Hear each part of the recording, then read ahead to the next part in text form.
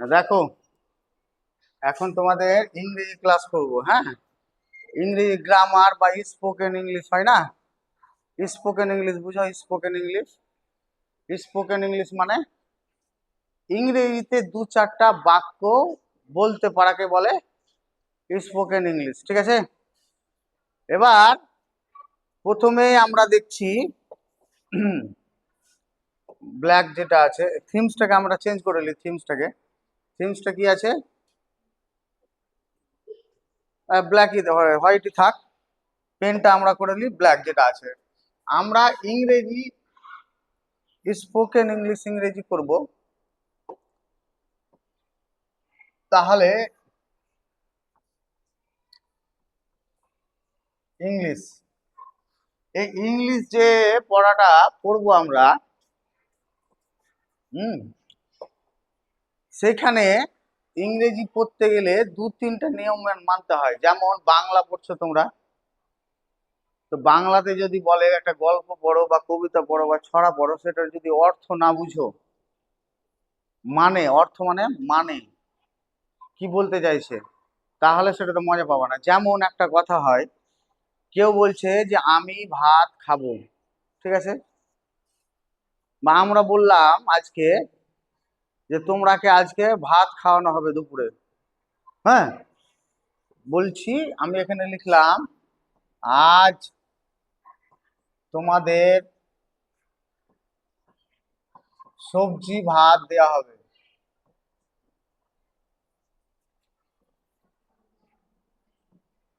তাই তো? এটা কি একটা বাক্য? এই, এটা একটা বাক্য তো? এই বাক্যটাতে কটা শব্দ আছে? ছটা। এগুলোকে বলে শব্দ, তাই তো? এবার আবার বললাম, তাহলে এটাতে যখন আমি ঘোষণা করলাম যে আজ তোমাদের সবজি ভাত দেওয়া হবে, তোমরা এখানে যে 12 জন আছো সে বুঝে গেলা যে সবজি ভাত হবে। শাক হতে পারে, হ্যাঁ, আলু বেগুন এসবগুলো হবে, সবজি হবে। হ্যাঁ, নিরামিষ যেটাকে বলে। তো তোমাদের মনে একরকম স্বাদ জাগলো, কারণ 12টার সময় খাওয়া হবে। বুঝে গেলা যে 12টার সময় সবজি ভাত খাওয়া হবে। এবার যে কেউ ভাবছো 12 জনের মধ্যে যে আমি খেতে পারবো সবজি ভাত, আর কেউ বলছো যে খেতে পারবো না। হ্যাঁ, যে সবজি ভাত পছন্দ করো সে আনন্দে লাজবা যে হ্যাঁ আনন্দ সবজি। আর যে খেতে পারো না সে বলবো যে আমি পছন্দ করি না। তাই তো? কি করে বুঝতে পারলা তোমরা এই অর্থটা, মানেটা বুঝতে পেরেছো যে সবজি ভাত মানে এরকম? ঠিক আছে, আবার লিখলাম যে আজ বিকেলে এই বিরিয়ানি দেওয়া হবে।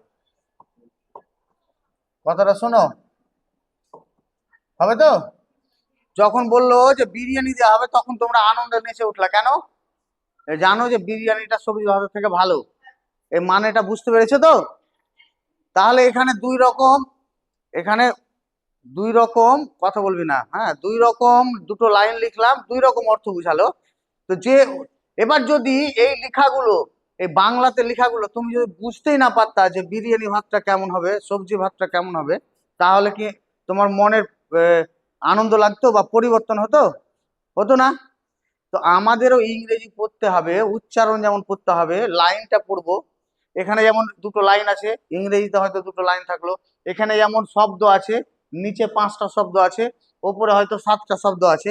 ইংরেজিতে ওরকম শব্দ আছে। আমরা এখানে শব্দ যেমন প্রত্যেকটার অর্থ বুঝি, হ্যাঁ, ইংরেজিতে সেরকম অর্থ বুঝতে হবে এবং উচ্চারণ করা শিখতে হবে। বুঝতে পেরেছো? তো এই জন্যে ইংরেজি পড়াটা যেমন ভাবে পড়ো আর অর্থটা বুঝা আগে শিখতে হবে। তা আমাদের এখানে যেমন প্রত্যেকটা শব্দের আমি কি জানি, উচ্চারণ করতে জানি, এর সাথে আমি অর্থও জানি, কি বুঝাচ্ছে সেটাও জানি। ইংরেজি তো সেটা জানতে হবে।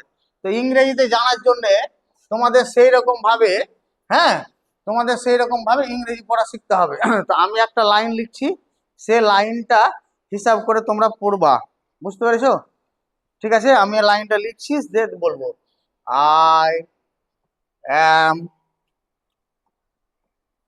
ঝুমি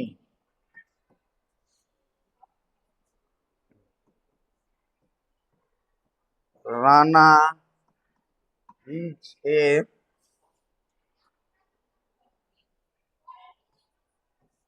boy.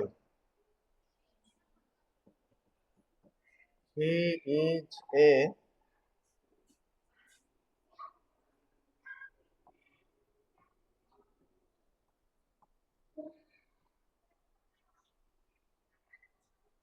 student.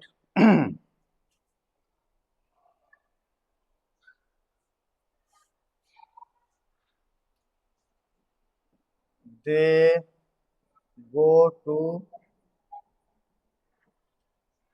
school.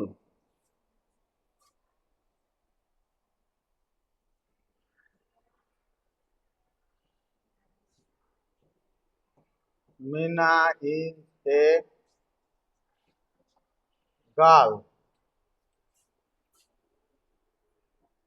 She go to school. She go to school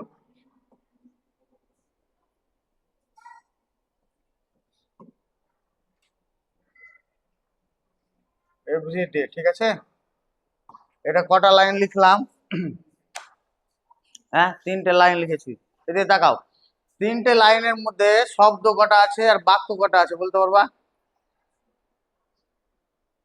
হ্যাঁ, আমি এটাকে সিলেক্ট করছি, দাঁড়াও, এটাকে আমি সিলেক্ট করছি। ঠিক আছে, আমি এটাকে সিলেক্ট করি, হলো না, গ্রাফিক্স হয়ে গেল, কালার হয়ে গেল।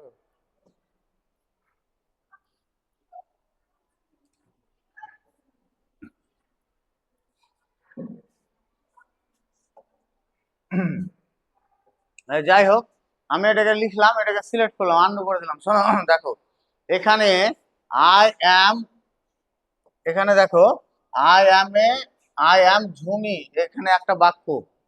এখানে কটা আছে, শব্দ আছে? কটা শব্দ আছে? 3টে। তাহলে অ্যাম, এখানে দেখো আই মানে কি? আই মানে আমি, অ্যাম মানে ওই ঝুমি একটা নাম। রানা, এখানে একটা রানা ইজ এ বয়, এটাতে কটা বাক্য আছে? হুম, একটাই বাক্য, একটাই বাক্য, শব্দ আছে 4টা, বাক্য কটা? এটা একটা, শব্দ আছে। He is a good student, এটা একটা বাক্য বা সেন্টেন্স। শব্দ কটা আছে? হ্যাঁ, হ্যাঁ, they go to school, Meena is a girl, she go to school everyday, তাই তো? এরকম দেখো, এবার শুনো, এখানে দেখো 1 2 3 4 5 6টা বাক্য আছে, আছে? বাক্য কটা আছে? আমাকে বাক্য কটা আছে বলো? 6টা। আচ্ছা, শব্দ কোনগুলোকে বলছে? আই অ্যাম ঝুমি, এগুলো এক একটা। তো প্রথম বাক্যের শব্দ কটা আছে? তারপরের বাক্যের শব্দ কটা আছে? 3 আর 4 কত হলো? 7। তারপরে he is a good student, কটা? 5টা। তাহলে কটা হলো? 13টা। তারপরে 4টা, 17টা। তারপরে তারপরে 4টা, 21টা। তারপরে কটা আছে? ধরো এখানে শব্দ, ওই শব্দগুলো 26টা আছে, ঠিক আছে? এবার 26টা শব্দর মধ্যে ইজ কবার আছে বলো তো? এখানে ইজ কবার আছে বলো আমাকে, ইজ। হ্যাঁ, ইজ একবার আছে, এখানে একবার আছে, এখানে একবার আছে, তাই না? আছে? তাহলে ইজ কবার আছে? তো আমি যদি প্রথম দ্বিতীয় বাক্যে যে ইজ আছে, Rana is a boy, is মানে, ইজ মানে কি? E I S, I S, I S, এটার উচ্চারণ হচ্ছে ইজ, অর্থ হচ্ছে হয়। এইটুকুটা এই 26টার মধ্যে কতবার আছে? তো আমি যদি প্রথমে একবার মুখস্থ করে নিই, তাহলে দ্বিতীয়বার মুখস্থ করতে হবে? হবে? হবে না। স্কুল কথাটা কবার আছে? স্কুল কথাটা দুবার। তাহলে স্কুল কথাটা দুবার আছে, তাই না? তাহলে স্কুল কথাটা, স্কুল মানে কি, উচ্চারণটা কি? SCHOOL, school. এটা হলো ইংরেজি মানে, এটার উচ্চারণ হচ্ছে স্কুল, অর্থ হচ্ছে বিদ্যালয়। তাহলে আমরা জানি, তাহলে প্রথম এটা যেমন 3 নম্বর 4 নম্বর বাক্যটাতে স্কুল কথাটা আছে, হ্যাঁ, তাহলে 4 নম্বর বাক্যটাতে স্কুল কথাটা আছে, আবার 6 নম্বর বাক্যটাতে স্কুল কথাটা আছে। তাহলে 3 নম্বর 4 নম্বর বাক্যটা যদি ওটা মুখস্থ হয়ে যায়, তাহলে 6 নম্বরটার জন্য নতুন ভাবে পড়তে হবে, হবে না? তাহলে তুমি 26টার মধ্যে এই 26টা শব্দকে মুখস্থ করতে হবে না, এরকম তো অনেক আছে। আরো যদি 10 লাইন হয় তাহলে এইরকম ইজ, এম, এই যে গো টু কথাটা কবার আছে? আছে। তাহলে দেখবা ইংরেজিতে না, যদি কোনো একটা শব্দ একবার ভালো করে মুখস্থ করে নাও, তাহলে প্রথম লাইনে ওই একটা গল্প পড়ার সময় যদি 100টা লাইন থাকে না, তো 100টা লাইনের মধ্যে ওগুলোই কি আসে, বেশিরভাগই ঘুরে ফিরে আসে, আসে না? আসে না? আসে না? তাহলে এখানে তোমার দেখো, ইজ 1 2 3, স্কুল দুবার, গো টু দুবার, মানে 7টা জিনিস পেলাম আমরা, 7টা জিনিস পেলাম আমরা যেগুলো ঘুরিয়ে ফিরিয়ে আসছে। আসছে তো? আসছে নাকি ঘুরিয়ে ফিরিয়ে?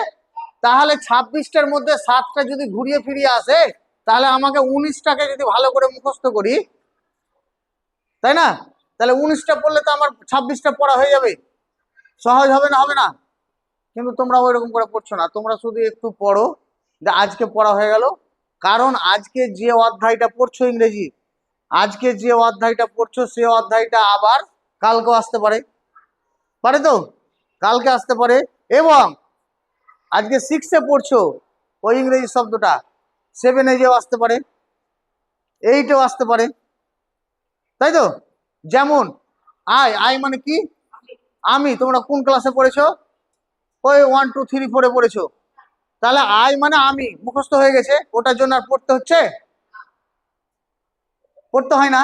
তাহলে 6-এর ইংরেজি বইয়ে যেগুলো নতুন নতুন শব্দ আছে সেগুলোকে আগে ভালো করে তোমরা মুখস্থ করে নিতে হবে, তাহলে দ্বিতীয়বার আর ওগুলোকে পড়তে হবে না, বা ওগুলোর জন্য খাটতে হবে না। আয়ের জন্য যেমন খাটতে হয় না, হয় আয়ের জন্য আলাদাভাবে খাটতে হয়। বুঝতে পেরেছো? এইরকম ভাবে পড়াটা করতে হবে, হ্যাঁ, ঠিক আছে? তো তোমরা এইরকম ভাবে শিখবা ইংরেজি পড়া, এবং সব সময় পড়া শেখার পরে ছোট ছোট গল্প লেখা শিখবা, 2 লাইন 3 লাইনের, হ্যাঁ, বুঝতে পেরেছো? যেমন এই বাক্যটাকে যদি আমি বলি, এই বাক্যটাকে বলে দিলাম, এইখানে আমি মিটিয়ে দিলাম এটাকে, এই ঝুমাটাকে মিটিয়ে দিলাম, তাহলে আবার এখানে আমি এই রানাটাকে মিটিয়ে দিলাম, হয়েছে? ঠিক আছে? হি থাকলো, দে থাকলো, এখানে মিনাটাকে মিটিয়ে দিলাম, এই জায়গাগুলোতে তোমরা তোমাদের নাম বসাতে পারো, হ্যাঁ? পারো না? পারো তো। আই অ্যাম জান্নাতুন, তাহলে আমি হই জান্নাতুন, হয়ে যাবে। তাহলে আই অ্যাম ঝুমা যেমন লিখছে, তেমনি আই অ্যাম জান্নাতুন লিখলে তো হবে, হবে। এইরকম ভাবে ওখানে যেমন ও লিখেছিল আই অ্যাম ঝুমা, তেমনি তুমি এখানে লিখে দিলে আই অ্যাম, এখানে লিখে দিলে কি, জান্নাতুন, এরকম, তাই তো? তাহলে আই অ্যাম জান্নাতুন মানে আমি হলাম জান্নাতুন। ওখানে লিখে দিলা কি, হ্যাঁ, হয়তো এখানে লিখে দিলে হয়তো যে রাজ, রাজ ইজ এ বয়, তাহলে রাজ হলো একজন বয়। এভাবে এইভাবে বাক্য তৈরি করা শিখতে হবে, ছোট ছোট 2 3টে দিয়ে বাক্য তৈরি করা শিখতে হবে, বুঝতে পেরেছো? শুধু খালি ইংরেজি পড়লাম, মুখস্থ করলাম, হ্যাঁ, দিয়ে কোনো রকমের স্যারের আর ম্যাডামকে পড়াটা দিয়ে দিলাম, তারপরে দিন আবার ভুলে গেলাম, ওই করলে হবে না, ঠিক আছে? বুঝতে পেরেছো?